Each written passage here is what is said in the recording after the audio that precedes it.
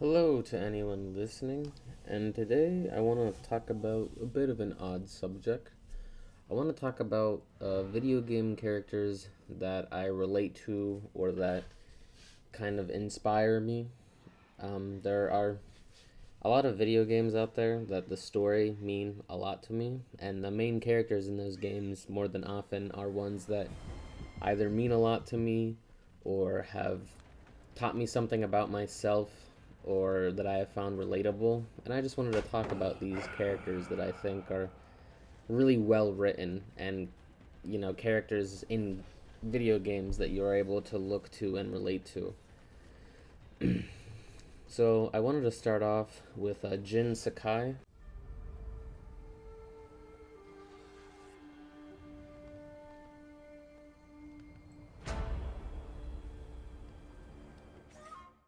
From The Ghost of Tsushima, and his entire story and throughout the whole game is one that I think is very tragically beautiful.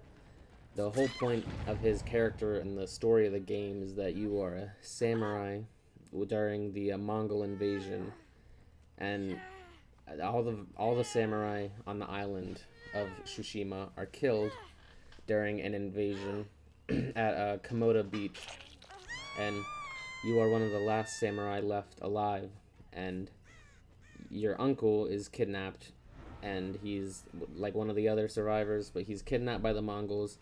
So as the last samurai, you have to go on a mission basically to try and liberate your entire island by yourself and for your father, or your uncle, sorry, and do all this while having honor and dignity like a samurai should. Now, this would be pretty hard for a samurai to do because if you know nothing about their code, they're very walk up to their opponent and face them. They don't sneak up behind their enemies. They don't do things that, some people would perceive as like trickery and things like that. They're very much, they walk up, they challenge you to a fight, and you fight. And samurais are supposed to be strong enough that they take out their opponents by doing that. But the Mongols show that at Komoda Beach that they are not willing to fight like this at all, as they set a man on fire who approaches them and challenges them. So Jin is stuck in the situation where his code that he's followed throughout his whole life isn't going to cut it, because in the first mission of the game you try doing this code by approaching the castle where your uncle is being held, and you're immediately defeated by the leader of the invading Mongolians. And so you slowly throughout the game start learning from this girl named Yuna, who's a thief. She starts teaching you other ways to fight your opponents and win that are not within the samurai code, such as stealth. The stealth mechanic isn't even a mechanic until you go on a certain mission where you have to sneak around, because that is not a samurai way. A samurai wouldn't sneak through, an enemy's compound and slowly kill them until you eventually, cross that line in order to help free the people of your island. And slowly over time, Jin starts crossing more and more of these lines, or he starts using poison, he uses stealth, he uses the Mongolian weapons against them. He does all these things that are outside of his code that make him a traitor to the samurai and to his homeland that he had fought to protect. And I think his story is so beautiful and so tragic because he cared about his island more than anyone. He cared about his island so much that he was willing to sacrifice everything. He sacrificed his code, his way of life, everything about his life he sacrificed. He lost his samurai status. The all the samurais of Japan completely disown him. He's seen as an actual traitor who will now be hunted down by other samurai. But he does all this for the love of his island, and he eventually does run the Mongols out of his island. And his story is so important, I think, because, you might be raised to think a certain way or are constantly shown how to be a certain way, and to go against that way might feel really hard, and it might hurt you to do going against that grain that you have been brought up on. But seeing Jin go against the grain that he has been raised on and still doing something good was a really important thing for me, I think, because being raised, you're always told how to act certainly by your parents and what to do by your parents. So to be able to watch someone who breaks what they've been told and find their own way, I thought was a very beautiful moment in the game. And throughout all these changes that Jin has, he doesn't become like an angry or violent person. He stays as this true warrior. Like, sure, now he is stealth killing his enemies and maybe not always being fair with his enemies, but he is never overly angry. He's never vicious or malicious with his attacks. He never turns to the dark side, as you could say. He stays as a warrior, just fighting in a different way to help protect his land.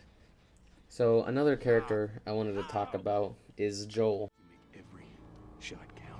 from the first Last of Us game. Now, I know everyone knows about The Last of Us. It's one of the best stories of our time, all that. But I wanted to talk more in-depthly on Joel's character specifically, even though I'm sure many people have, because you play as him throughout the whole game. But even without Ellie as part of the equation, Joel is a very interesting character because he is willing to hold up a mirror to you and show you, would you be able to do the things that he does to survive? Because even before the actual apocalypse takes off in The Last of Us, in the very beginning of the game, there's a scene where you, your daughter Sarah, and Tommy are driving trying to escape the city before the infection spreads too far. And you pass by a family, and Tommy wants to pull over and wants to help them. And Joel says, no, keep going. And Tommy's like, they have a kid. And Joel says, we have one too, keep going. And this is before, any sort of infection has taken over. This is right at the edge of the world ending. And Joel still has that willingness inside of him, that survivorness inside of him to be able to not help someone because it would benefit him and his daughter and his family. And even further on in the game, after the 20-year jump, you see that Joel has become a very jaded person and that he's obviously dealing in some shady business, and he is willing to do that to survive. And throughout the game, he does a lot of things that are very brutal and very harmful to other people in order to survive and to help the people that he cares about. And I really enjoyed his relatableness of caring for Ellie, obviously, but also the just anger and willingness to survive that he has. Of course he is angry. He lost his daughter and is forced to survive in a dead world, and of course he cares about another daughter figure that he has. And that relatability makes you see all of his actions through a slightly different lens. And there's the torture scene whenever Ellie is kidnapped by the people during the winter section, where Joel shows that he has experience torturing people, and he knows exactly how to get the information that he wants, meaning that he has done that kind of thing before. But it shows his resolve for willing to get what he wants in this world where it's kill or be killed. Joel shows a lot of vulnerability with Ellie because of what happened to his daughter Sarah at the beginning of the game. So to see someone do so much for the people he cares about because of what he's experienced and what he wants to prevent others from experiencing, I think is very it's very beautiful. I know I've used that word a lot, but it's late for me. I'm really struggling to think of words. But it is very beautiful to see him do all these brutal things for the ones that he cares about. And I've always loved a character that is willing to do what interests them more than what is morally right. And I mean, it might just be some really weird form of confirmation bias, but to see a character do absolutely anything for the ones he wants, even betraying moral goodness and in general just being almost a human being because he's just so brutal, to see him do that for the ones he cares about makes me feel like it's more okay for some of the actions that I've taken because they were in the benefit of people that I care about, you know? So that's why I like Joel so much. And another character I wanted to talk about is Lee. Do you know how to do this? Nope, no idea. I'm not much of a stylist, you know? I'm going to look like a boy. From the Walking Dead, the Telltale series. He is very similar to Joel in the he has that father-daughter type relationship with someone where he shows his caringness for them. But for Lee's, it's a lot more of trying to help this person and make them understand the badness of the world. I know because it's a choice game, you can kind of alter some of the choices, but the way that I've always seen the game is Lee being very honest with Clementine about their situation and about the state of the world and the state of everything.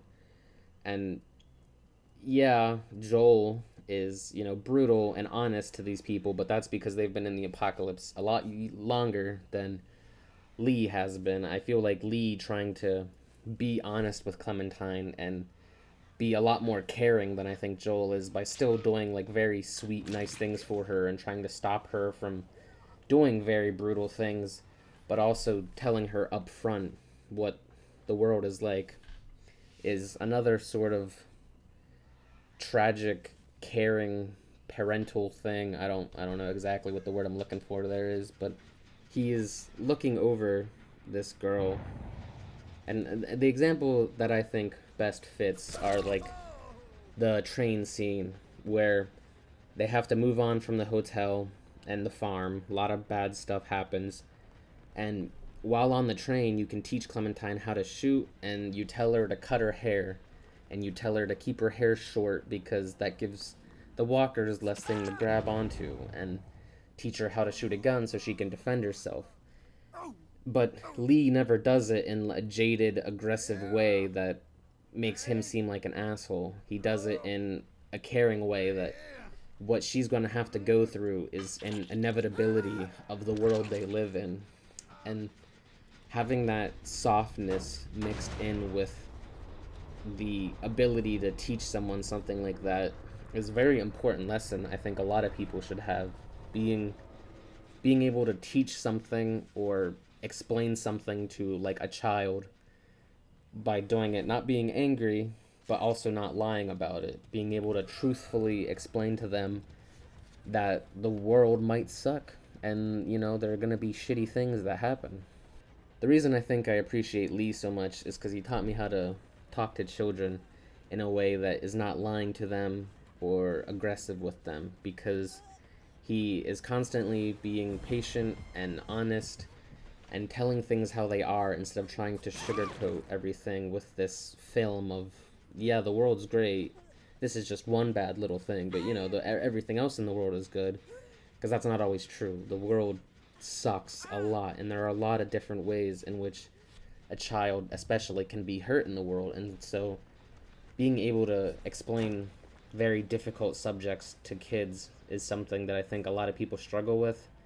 And as weird as it sounds, yes, Lee from The Walking Dead I think helped me understand how to be honest with a kid and understand that you're gonna hurt their feelings and they're gonna be upset by the things you say, but they're gonna trust you more and they're gonna look to you more for guidance in the world. So I know Lee is a bit of a weird one on this list, but I do I do really think Lee is a character that I have gained a lot from in my life, as well as every other character. I've explained why I like each character so much and what I think they have done for me. I think they're also all very relatable characters. They've all been so well written. I just wanted to talk about characters that were just truly really good characters. Like Jin from uh, Ghost of Tsushima, I think is one of the best written characters I've played in a game, because I know the story isn't always like first in that game, but the scenes of the story are so beautiful, because for the setting that it's set in, this samurai age where you have to follow honor and everything like that, the struggle inside of him between that staying true to samurai and becoming the ghost is such, it's paced so well, and it's just such a good character development.